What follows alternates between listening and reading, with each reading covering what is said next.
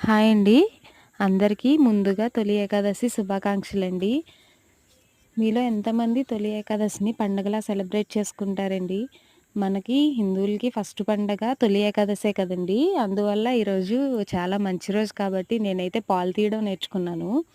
ఎందుకంటే ఇప్పటి వరకు నాకైతే పాలు తీయాల్సిన అవసరం రాలేదండి. మా ఇంట్లో అందరూ పాలు తీస్తారు. అందువల్ల నాకసలు అంత ఇబ్బంది అనిపించలేదు. మా వారు, మా నాన్నగారే తీస్తారెక్కువ. మా అమ్మ తీసేవారు ఇదివరకు. ఆవిడ కొంచెం కూర్చొని తీయలేకపోతున్నారని చెప్పి మానేశారనమాట. అందువల్ల మా వారు లేకపోయినా, మా నాన్నగారు లేకపోయినా ఒక్కరికే ఇబ్బందవుతుంది తీయడానికి. అందువల్ల ఈరోజు నేను నేర్చుకున్నాను.